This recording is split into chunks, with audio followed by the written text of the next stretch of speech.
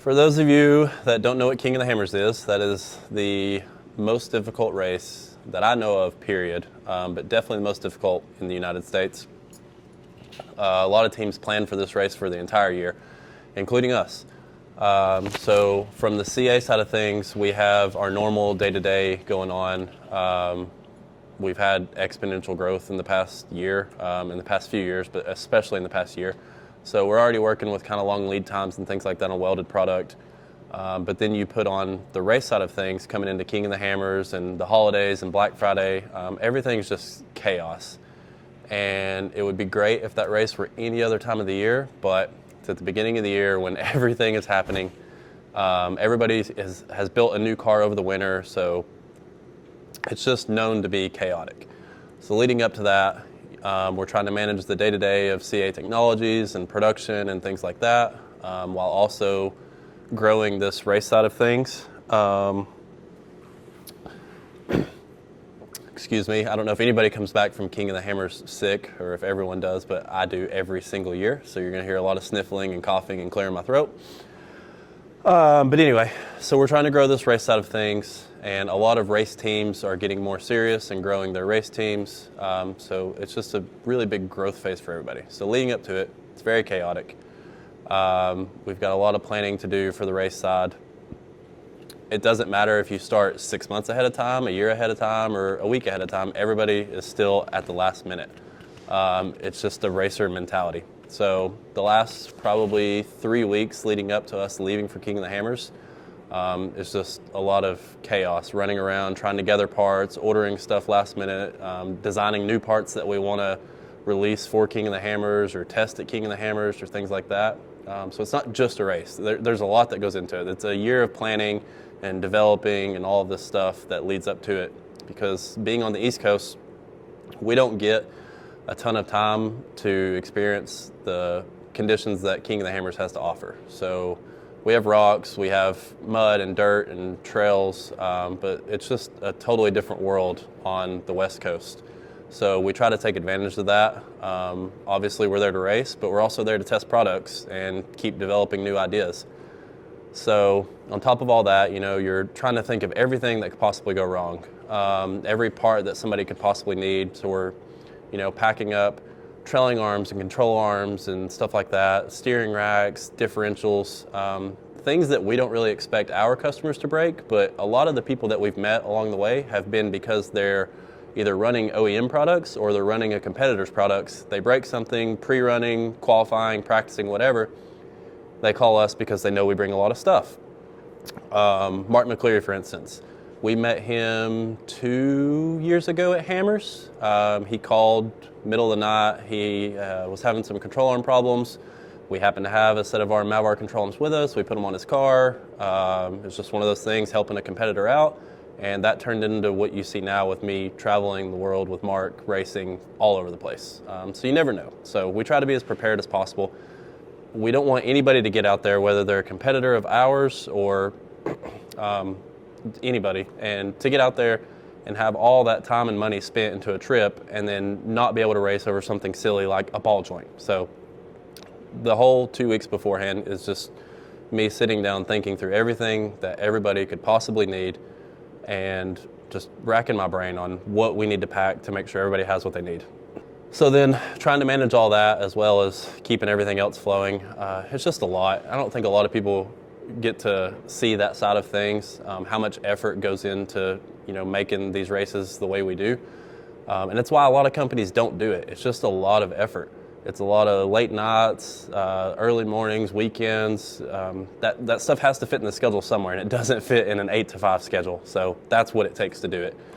So we spend a couple of days packing everything up, trying to make it, organized and easily accessible when we do get out there. But then you've got all the other stuff that goes with that: the truck, the trailer, the sleeping arrangements for everybody. What are they going to eat? Where are they going to sleep? It's just, there's a lot to it. So you spend all that time doing that. You get on the road and you hope for the best trip you can have. In the past, I've had really good luck. I've put probably 60,000 miles or so on the RV and trailer setup that we have. And I've been extremely fortunate to never have a breakdown. And this trip was probably one of the more exhausting months leading up to the trip. And so we'd already decided ahead of time we weren't in a hurry to get out to the lake bed. We were just going to take our time, stop and sleep when I got tired, because obviously we're in the RV. So it's very convenient to pull over and sleep whenever you feel like it. But of course, in normal fashion, we started out with a couple of flat tires and things like that. But this is one of the trips that I really just wanted to enjoy. Every year I've been to Hammers, it's been chaos and work, and I'm trying to get back into this stage where I'm enjoying the things that I'm doing. And part of that is just not being stressed out all the time. So when we did have a blowout or something, we pulled over on a good spot on the highway where I was able to unload the Segway and just do some drifting and stuff in the middle of nowhere. Just taking our time, resting, making sure we didn't feel like we were killing ourselves by the time we got to the lake bed. So all in all, even though you're seeing all these problems we're having and stuff along the way, we're still just laughing and having a good time, because if you're not having fun while doing this, then it's really not worth doing. A couple of hiccups along the way. We made it to the property that Mark had bought for the Turned Up Racing compound, which is about 5 minutes from where they host the King of the Hammers race. Spent the first few days running around on Facebook Marketplace, gathering up furniture, grills, kitchen table, and dining chairs, just, again, having fun, trying to enjoy ourselves.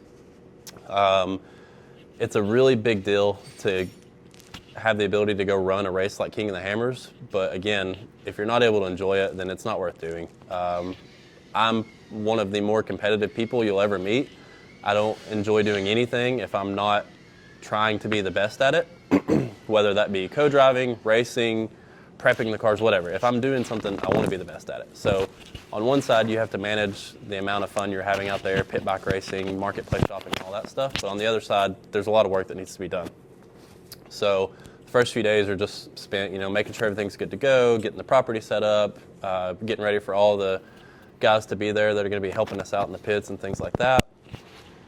And just, getting everything prepped up and ready for when Mark and everybody arrives to go out and start pre-running the cars. Because once the pre-running starts, for the next 2 weeks, it's nothing but chaos. It's pre-running until we break something, going back and fixing it, and grabbing another pre-runner and going to break that car. There's a fine line between making your way through all of the courses that you possibly can, but also trying not to destroy your cars 2 weeks before the race. It's kind of relaxed leading up to the time that the map is released, but a lot of it's just getting familiar with West Coast conditions again. Obviously, we spend as much time out there as we can, but we race all over the country. So getting back into that rhythm of how grippy the rocks are out there, how the desert changes and things like that, it's just kind of getting accustomed to all that again. So a lot of times you're kind of pre-running without a purpose the first week or so you're there, just, getting accustomed to everything again. And then you got a couple of drivers meetings, things like that leading up to the race, and then the map gets released. So for those of you that don't know, there's races where you can pre-run and races where you can't. King of the Hammers is one where you pre-run extensively. So they'll release a map and you can download that on your iPad or GPS unit. Once you do that, you'll sit down and piece the map together depending on which race you're running. That depends on what lap you do or what obstacles you do or things like that. So you get all that sorted out. And from there, it's a mad dash to pre-running, because not only do you have, hundreds, if not thousands of competitors that are trying to pre-run the same course you are, you also have your everyday trail rider guys that are out, they want to run the race course. So sometimes they're going the right way, sometimes they're going the wrong way, sometimes they're in capable cars, sometimes they're not. So you don't get a whole lot of time to pre-run with the map in your hands, so you try to take advantage of every minute you can when that time comes. So for me and Mark, we went out day one. The first 3 trails we tried to run, there were recreational trail riders clogging up the trails, coming the wrong way down the obstacles, things like that. It seemed like we were wasting a lot of time, and that quickly can become overwhelming, because you're thinking, oh, we should have been running this trail, or we should have been doing this, but you really have no way of knowing until you go into the race and get the map. So it gets a little stressful at times. Day one, we go out, we broke axles immediately, broke a diff, just getting frustrated trying to get around the recreational trail riders. But on the other side, it's like they're attending to spectate what we're doing. So without them, we can't do what we do. So you can't really get mad at those guys. They're just out trying to have a good time, same as we are. So you kind of have to back up and think for a minute and, just kind of calm your nerves and reset. So we took the car back, wasted our first day fixing that, jumped in another pre-runner, took it out. At the same time, we were having problems with the car that we had intended to be our pre-runner, which was a 4-seat Mavar. We had some transmission issues that we were working through with the Can-Am team.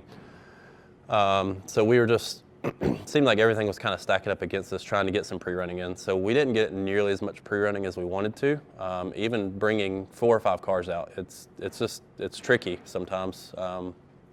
So we went out for day 2, got a good amount of mileage in the rocks and things like that. Most of that stuff you can't really take notes on when it's the technical rocks. You're literally just looking for what they call an RCP, which is a rock checkpoint. That's just a virtual checkpoint that they place on the map system itself. So there's nothing visually showing you that on the course. It's just going to be in your map. And a lot of times you have like a 25-foot radius that you have to be within the RCP in the rock trails. And that won't necessarily be in the center of the trail. So for instance, when we're pre-running, the RCP may be 15 feet up on this cliff that you can't actually get to, but that forces you to be in this little small rock section that they want you to be in. So when we're pre-running rock trails, we're practicing lines and obstacles and things like that, but we're also trying to figure out, where can we drop into this wash to make sure we hit the RCP and then kind of get out to an easier section as fast as we can while still staying on the race course. So I don't think a lot of people fully understand how the navigation and things work, but a lot of the race is hitting the RCPs and the VCPs, which is virtual checkpoint for the desert. They have 2 different radiuses depending on the race that you're at. Typically the desert is a little more open. You just have to be, I think it's like 100 or 150 feet radius. So got a bunch of pre-running the rocks done, did as much as we could, and then we had Reese Cooper, who we've been working with quite a bit. She's a teenager that's just now getting into endurance racing. She's got a lot of history in the mud racing and things like that, some short course stuff. So I spent quite a few days with her just showing her, different driving conditions in the desert. We took her car out, had some shock tuning issues that we had to work through, so we ended up jumping in the Segway and taking that out and just learning her way around things. It's really fun to see sometimes people that have never been out west getting to experience it for the first time, because it is a totally different animal and you can't really comprehend it until you experience it yourself. We spent a few days with Reese and got her as far as we could possibly get, and then we went and did some more rock trails together with Reese and Mark in the race cars, and quickly realized that Reese didn't really need any help in the rocks. That's just one of those things where you either have it or you don't, and it's not really anything that can be taught. It's just like a feeling of being able to get up over obstacles and rocks and things like that, and Reese definitely has it, which is super unfortunate for her father, because rock racing is probably the most expensive racing you'll ever do, but she is phenomenal at it, so she's gonna have a really long future in that. Super proud of her and how quickly she picked that up. Reese did phenomenal. She did great in the race. Super proud of her. I can't imagine jumping into something like that at 15 years old and doing as well as she did without any guidance. There's a lot of kids in that class that have been doing that type of racing their entire life. There's a lot of kids in that class that have cars that are worth 4 times the amount that hers is. And she just took what she had and did an amazing job with it. The fact that she was able to take a car that wasn't really set up for what she was doing. When we built that car, it was supposed to be a short course car. So she took a car that was on 32-inch tires. You can run up to a 35 in that class up until now. That rule is going to change soon, but some guys took advantage of a little bit of a gray area and were able to run a 35-inch tire in that class, which is an astronomical difference in the rocks. People don't understand how much that changes. So the fact that she was able to do what she did with what she had is mind-blowing to me. So once the field is a little more even for everybody, I think they're going to have a really hard time with Reese. Moving into qualifying and everything, obviously we got all of our rock pre-running done. We did some desert pre-running. I did as much as we possibly could, but another thing people don't realize is that they have the desert challenge a couple of days before the rock race. So the rock race and the desert race use the same desert loop. It's usually 80 to 120 miles, depending on the year. I think this year it was actually less. I can't remember. Honestly, I'm just looking at numbers on the map sometimes. I don't remember any of this stuff 2 days after the race. But the desert race is a few days before the rock race. They utilize the same desert loop, but they do it usually clockwise, and then the rock race will run counterclockwise. Doesn't sound like a big deal, But the desert race has hundreds of competitors, as well as what they call spec trucks, T1 trucks, trophy trucks, as most of you know them. And they are absolutely brutal on the course. So what happens is they're hitting these whoops from one way, and as they're coming off and coming on to the whoops, they're creating a square edge on the opposite side. Doesn't seem like a big deal until you try to run the race course the opposite way. Then it goes from hitting like a slope or a ramp to hitting a wall just over and over. So it's absolutely brutal. So no matter how much pre-running you do in the desert leading up to the race, once the desert race starts, you don't have a ton of time to pre-run the desert after the desert race happens. It's usually a day or two max, and that's not a lot of time. So we pre-ran as much as we could, but we know the desert is going to change, so it's not really worth wasting our time there.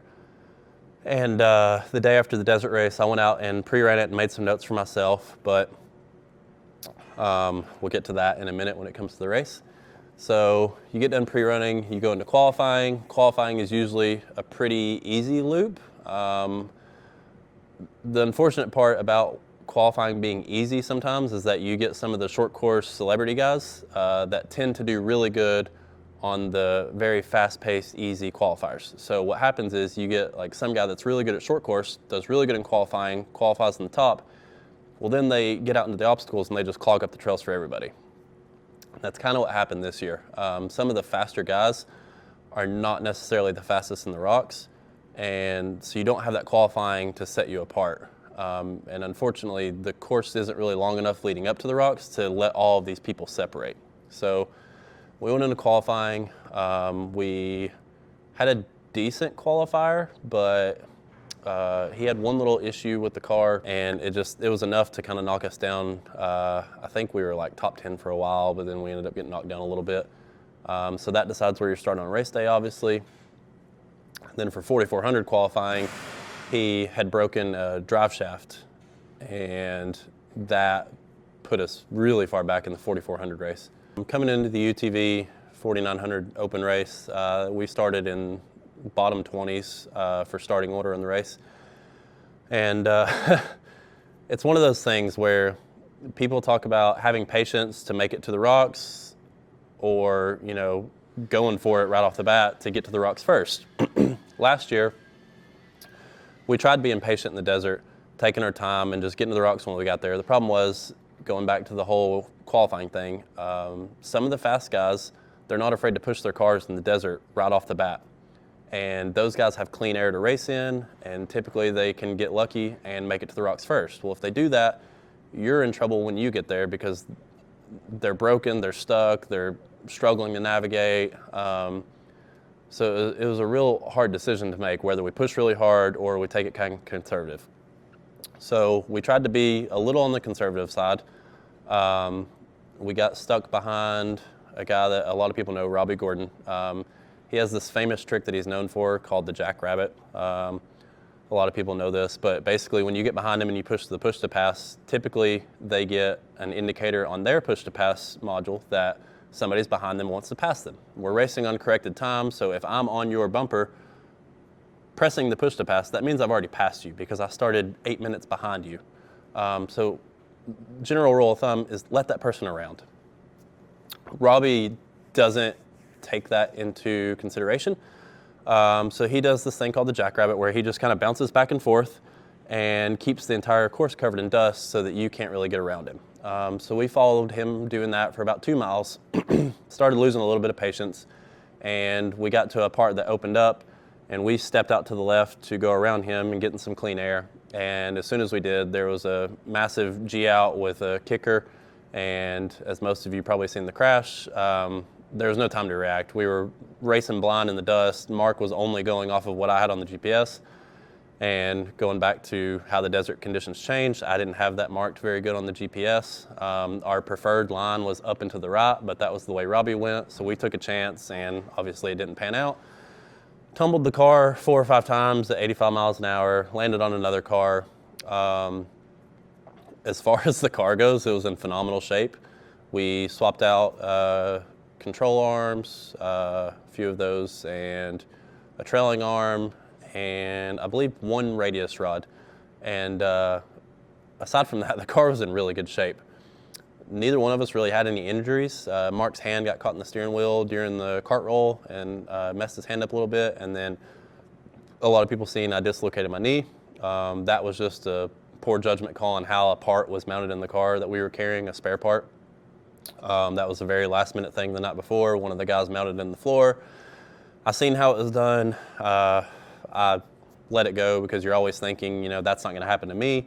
So, of course, it did the one time. And the drive shaft disconnect that we had bolted under my seat came loose, hit me in the knee, dislocated that. Even through all of that, once we got the car flipped back over and it was running, we both thought that we were going to keep racing. We were still kind of out of it. Obviously, we had just been through a pretty gnarly crash. So we got in the car to see if it would drive, and it wouldn't steer. The steering rack was a little jacked up, and the control arms were bent. So that put us out. But to be able to tumble in a car at 85 miles an hour and feel like you can jump right back in that car and keep going is an insane feeling. So I think that says a lot about the cars that we build and the abuse that they're willing to take. Because not to downplay any other builders or anything like that, but there was a couple other cars that were wrecked in that same scenario in the same area, and they were not capable of running, not only then, but ever again. One of those cars was absolutely totaled, and it was nowhere near the wreck that we went through. So I think that says a lot about the engineering and the time we spend on these cars, making sure that they're safe and durable. It's one thing to build a super lightweight desert car. It's a totally other thing to build a car that somebody can race sustainably for years on end without having to buy a new car every year. You're not having to weld on these cars constantly or anything like that. The front end, holds strong no matter what you hit. So I think it says a lot. So obviously that puts us out of the 4900 race. So we go back, regroup, do some repairs on the car, do a little bit of pre-running for the 4400 race, which for those of you that don't know, that's like the unlimited class. That's where whatever you can dream up and build, you can race there. There is no rule to that race whatsoever, aside from you have to run a minimum of a 37-inch tire. And then obviously all of your safety rules. So we teched the car for 4400. So tech inspection is where they have a group of inspectors that are really well versed in the engineering process of building a car and things like that. They go through and inspect your car and make sure it's safe and make sure you're following all the rules for whatever class you are in. We got a huge compliment at the tech inspection that we were the first UTV 4400 car that they teched without hesitation. So it's very rare that the tech guy compliments you. It's just not something that you really hear. The tech guys, you usually kind of dread going to tech inspections. So the fact that they looked at the car and congratulated us on the car that we built was a really good feeling. So made it through tech, flying colors, no changes there. Got ready for the race, and another little surprise they do for the 4400 race for the past 2 years, they release a surprise map the night before the race so that you can't pre-run it. And that map is typically not any kind of trail or course that anybody's ever seen. It's just a bunch of random RCP points through rock valleys. So it's extremely brutal and pretty much impossible. I think there was 150-ish 4400 entries, and 2 people finished within the allotted time. And I don't think those 2 people would have finished had they not modified the course in the middle of the race to remove that desert loop that they had to finish after getting out of the rocks. So to say it was brutal is an understatement. So we go into the 4400 race, did really good in the desert, made up some really good time, got to remote pit, and it's a little confusing on the map. I had noted for the first part of lap 2, take a right. For the second part of lap 2, take a left, because you come through remote pit, you take a right, go do a rock trail, come back into remote pit, take a left, go do the desert, come through the start finish, and start lap 3. But we had been having a couple of map problems, and I was kind of stressed out on the map in general anyway, because I'd been up all night trying to plan out lap 3. So we get to the split for lap 2, and we seen a sign that said left for lap 2. And I was looking at the map, trying to get it zoomed in and saying, I think we have to go right here. And then we seen the sign at the same time that Mark said it's left, and I just took the word for it. 100% my fault. I should have made the call there. And we went left. And after about 30 miles of racing alone, we started to wonder why we weren't seeing any other cars, and that was because we took a wrong turn. So the big thing when you do that is you can't go backwards on race course. If you go backwards, it's an immediate disqualification, even if you don't gain anything from it. So you have to be very careful when you do something like that. So we couldn't just turn around and go back. So luckily, I carry 2 iPads, so I can run 2 different navigations. So on one, I'm looking at the race course. On the other, I'm looking at just a generic navigation to try to figure out how we can cut across the course without going backward and get as close to the pit as possible to be able to take that right turn. So we did that, wasted about 15 minutes doing that. At that point, though, you can still be competitive because the third lap is absolutely insane. It's anybody's race, and we were actually kind of excited because it meant that it gave some of those other guys time to get through the rock trails and out of our way, and maybe we were going to have some clean air to race in. So we get back into the pit, take the right for the second part of lap 2, did some really, really gnarly rock trails, and about a little over 3/4 of the way through lap 2, we got into a really bad section. I forget the name of the trail, but there was quite a few 4400 trucks stuck there, and we ended up breaking an axle and cutting a tire. We actually didn't know the axle was broken yet because it's just so rough that it's really hard to tell sometimes if it's just that difficult or if you actually have something broken. So I got up to change the tire, realized we had a broken axle, and we made the call to go ahead and change the axle because what we had to go through immediately after that was insanely hard. So I changed the tire out, we started pulling bolts loose to change the axle. We had one bolt that was seized up in the radius rod, and it ended up breaking off. And when that happens, there's not a ton you can do about it. We carry extra hardware and things like that in the car. I even carry an extra radius rod in the car. But the bolt breaking off, it's kind of a tricky situation. It's a pretty big bolt as it is, and then the nut plate for that bolt is between the rear differential and the chassis, so not super easy to get to, and just not a good way to fix it on the trail. So at that point, it's like, is it really worth destroying the car through the rocks to try to finish it, or do you just call it quits? And we went back and forth on that for a while. I hiked like 6 miles to the top of this mountain to decide if it was worth trying to get up and over to the pit and repair it, or if we were just going to call it, and we ended up deciding to call it. Looking back, I don't know that a UTV could have finished the third lap. The 4400 guys struggled, and the car that actually won King of the Hammers is not what I would call a race car. It's what I would call a fast-paced rock car. They can run 60 or 70 maybe in the desert, but it's a straight axle technical rock crawling car. So I think we did make the right decision. I don't think it was feasible for a UTV to finish this year in the allotted time. So we made the call to help a couple of other guys that were coming through winch up the obstacle that we broke on. We stayed and helped there for about 3 hours or so, and then we, kind of threw it back together and made our way out. Any day that you can drive back to your pit and load your car without the assistance of other people is a good day at King of the Hammers. There's many people that have to call in helicopters and recovery teams and all that stuff to get their car out. Some of those cars stay out there for days on end. So the fact that we were able to drive out is a win in itself. One of the things that you'll see a lot of during the racing is bottlenecks in the really tough obstacles. You'll see a lot of people stacked up, and it's kind of a gamble sometimes. Do you help? Do you not help? Some people want your help. Some people don't want your help. Typically, as a co-driver, if there's 15 cars stacked up, all 15 of those co-drivers should be out trying to get the first guy out of the way, because the sooner he moves, the sooner you get to go. The downside of that is it can be very dangerous if you're helping people that you don't know. So me and Mark have been doing this together for a long time. I've spent hundreds of hours winching him all over the country. So we kind of know how to react with each other. We also have Bluetooth comms, so when I'm out of the car, I can usually still talk to him. We have hand signals and things like that.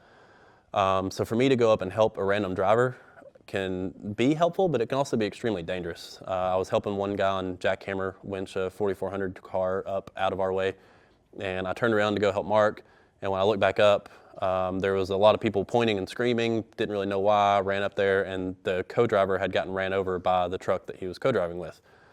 And then like in that scenario, you have to decide, you know, are you helping this guy? Are you worried about the race? To me, it's not worth it. No matter what, 10 out of 10 times, you're going to help somebody that's hurt. So got him up, helmet off, all that stuff, making sure he was okay. Somehow he got ran over by a 6,000-pound race truck and still got back in and finished the race. We ran into him later on when we broke. Spent probably 30 minutes on jackhammer, just, you know, winching random people up so that we could make our way up, got back in the car. Just, you know, trying to be patient and keep the car together. It's not always about how fast you can get through stuff. Sometimes it's about just slowing down and taking your time, helping other competitors out, knowing that, you know, it may give them an advantage, but at the same time, you may need help from them one day. So anytime you see stuff like that, and you wonder, you know, why don't they just go that way, or why don't they help that guy? There's so much going on in that scenario that it's really hard to look at that from the outside in and understand just how chaotic it is. So we get back to the pits, drop the car off, and then obviously we want to go see how all of our other competitors do. I think one thing a lot of people outside looking in don't realize is how beat you are after a race like that. So the crash we took doing 85 miles an hour and tumbling through the desert was nothing compared to how bad you feel after getting out of a rock race. You're constantly just, your body's taking a beating. You're dropping off rock ledges, you're smacking rocks. It's literally like being in multiple car crashes throughout the day. And it's just part of it. I don't know why we enjoy it. I think it's the gamble of seeing how far you can push yourself. But it's brutal. So after the race, you really just want to lay down and go to sleep. But we had a lot of friends that were racing, so you want to check on all those guys, see how they're doing. And we just kind of relaxed after that. We watched Paul Wolf absolutely dominate the 4,400 race. He's just one of those guys that doesn't give up. Even if it doesn't make sense to keep going, he's just going to keep going regardless until he just absolutely can't anymore. So that was super fun to watch. I'm sure a lot of you have seen a couple of viral videos between him and his wife offering to Google answers for him on how to fix his truck. So we watched that the rest of the night, started packing up a little bit, and then went to the awards and things like that. The fact that 2 people finished, and the 2 guys that did finish out of all the guys that were entered weren't astronomically big race teams. I mean, you have Ford factory there. There's all kinds of massive, massive teams coming to those races.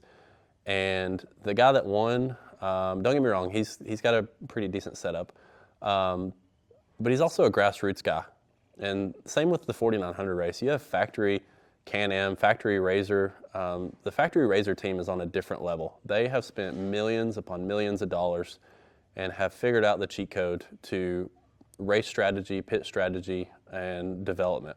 So the fact that a guy that built his car in his garage with some parts that he purchased from us and a couple other really key companies can go out and win a race like that against factory-sponsored multi-million-dollar teams is just what keeps King of the Hammers interesting. You can take a $300,000 car in the 4,400 class and you can get beat by an $80,000 UTV. That's what makes King of the Hammers so addictive. So the day after the race, like I said before, it gets really chaotic leading up to the race. Once the map's released, from that time until race day, there is no free time. So in my case, you know, I talked about wanting to enjoy things. I've started to bring my wife out to some of these races when she can get away, and all of our friends are there. So the day after the race, it's kind of like you get to take a breath. So fortunately, the Segway had survived all the abuse we put it to leading up to the race. And the day after, we decided to go out and do a little bit of trail riding. Eric and Ashlyn, our media personnel, and my wife and me all went out and did some trail riding, and I just enjoyed ourselves. My wife has been to King of the Hammers twice now, and I don't know that we've ever gotten more than like 4 miles from the pit area. So to be able just to go out and enjoy ourselves was a pretty big relief. It kind of reminds you of why it's enjoyable to be doing the things that we do, to get away from some of the chaos and work that we deal with on a daily basis. So that's what we did. We just went out and enjoyed ourselves. And this car is so good because it takes the abuse of pre-running for a race and testing products and all that stuff, but then I can also trust it to jump in it with my wife and go drive 70 miles in the desert without fear of breaking down in the middle of nowhere. So it's just good for everything.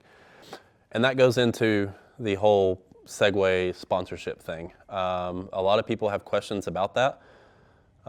There's a reason I'm not on the Segway factory race team. Even though I collaborate with them a lot and I'm really good friends with Jacob Zaccone, who is on the factory team, and Gabe, who manages that, and Wyatt, who also races on the factory team, that wasn't really a fit for me because I need to be able to be unbiased for all of the manufacturers. So I still race in a Can-Am with Mark. I'll still drive an X3 at a race from time to time.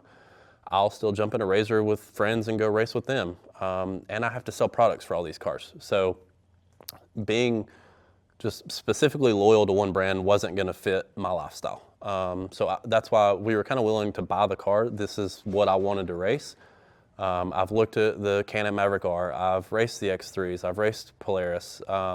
This is what I wanted. I wanted a manual car. I wanted to get away from the dual clutch transmission of the Mav R. I wanted to get away from the belt-driven problems of an X3. So this was my choice. So that's why I'm not really on the factory race team, so to say.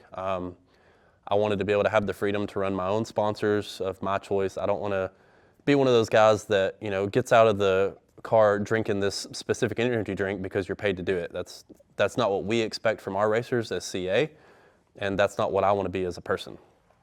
So this relationship has been phenomenal because they give me the freedom to do whatever I want. They give me a list of sponsors that I'm eligible to run, but there's some parts that, they may not even be better. It may just be that I see this specific sponsor helping out with events or benefit rides for kids with cancer or things like that. And that's just the people that I want to develop a relationship with. So whether it's the best part or whether it's a really good relationship, I just want to have the freedom to do what I want to do. So that's where the Segway comes in. They were the only manufacturer that I could talk to that was willing to let me do that. And if I wasn't able to do that, then I would just buy a car and do it myself. So this has been phenomenal. The fact that they have so much faith in their product that they're willing to let me be transparent and do my own thing says a lot about what they're trying to do as a company. So while you will continue to see me push the Segway stuff, that doesn't mean I'm not going to push, Can-Am stuff or Polaris stuff or CF Moto or other companies. I'm here to be unbiased and give you guys an honest feedback and an honest opinion of the products and the manufacturers and the cars and everything around it. So if you do see me running a product, just know that that probably wasn't the best deal I could get. That's just the product that I wanted to run, and sometimes that may be because I want to test that product before I push it on you guys, or sometimes it may be because I've been there, done that with 7 other manufacturers, and this is what I want to run. And I will be honest and tell you guys that when that time comes. So anyway, we just enjoyed ourselves the last couple of days, had a couple more pit bike races on the track, and loaded up and started heading home. Anybody that follows my private social media will see that on the way out, we had a little problem with the RV and the check engine light.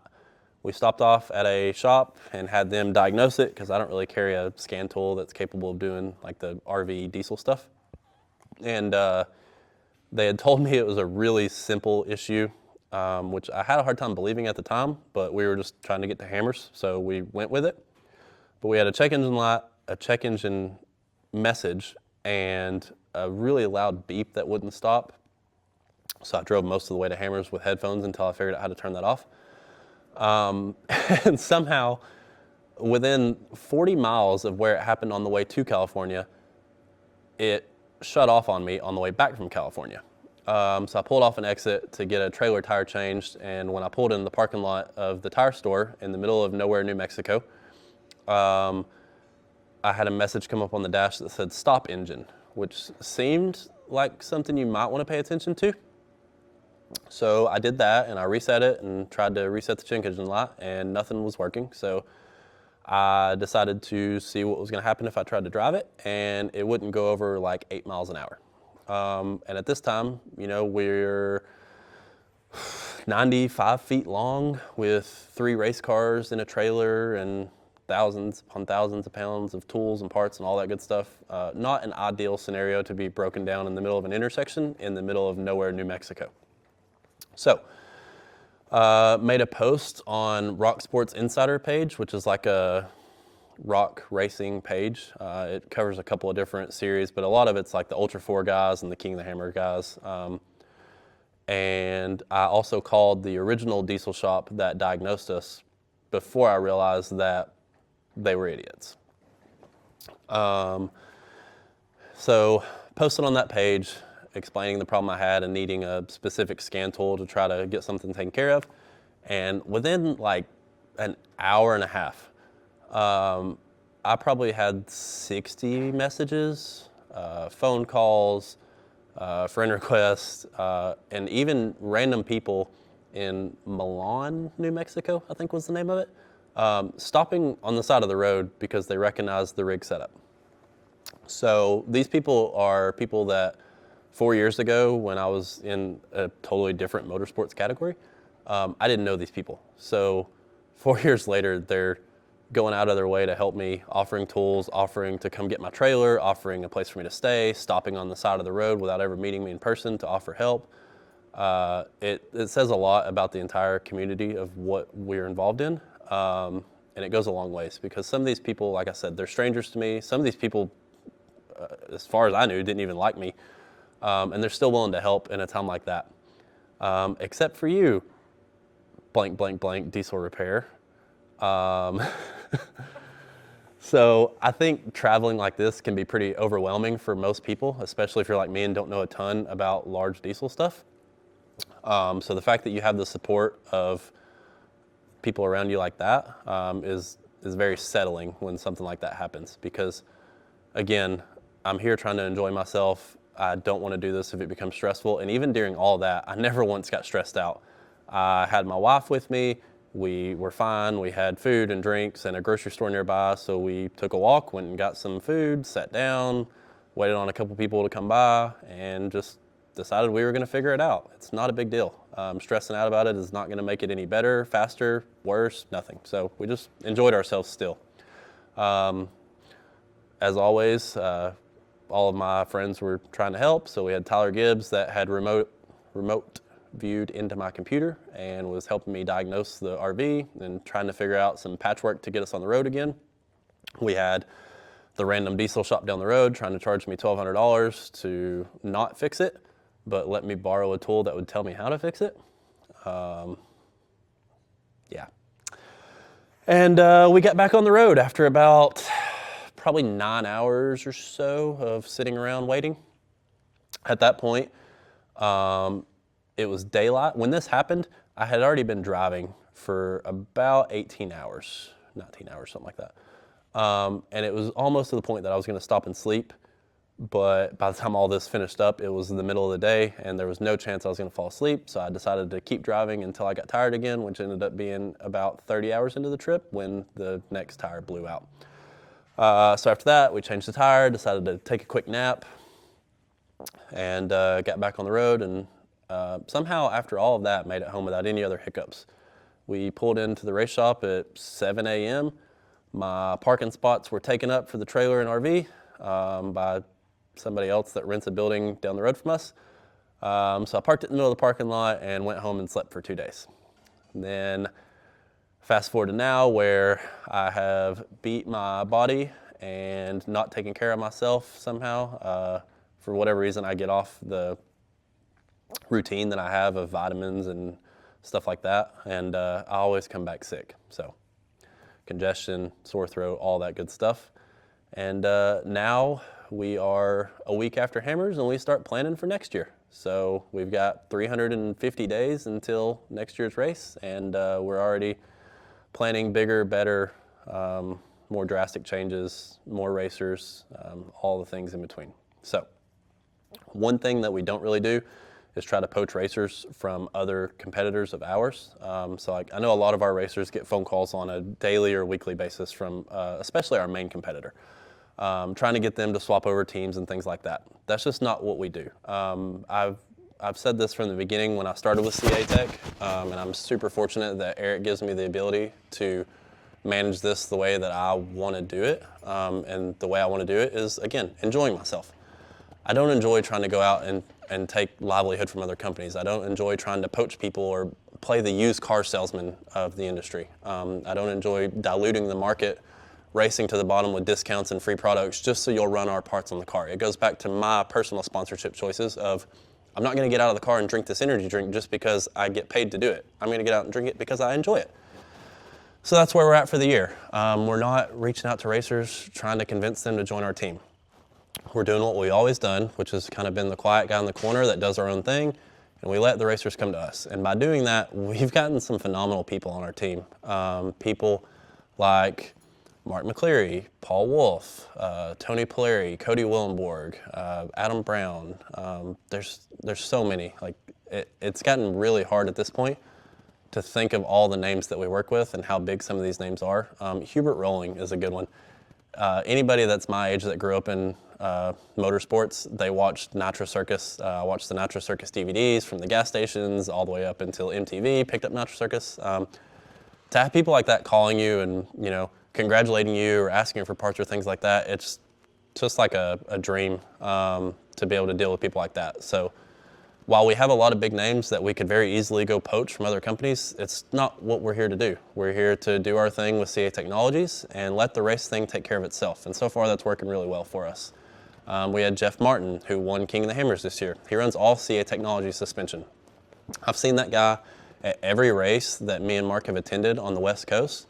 And I knew who he was, I knew the car, but he's just not one of those guys that needs a lot. He's ran that suspension for, I think, like 2 years now, and he hasn't really needed anything from us.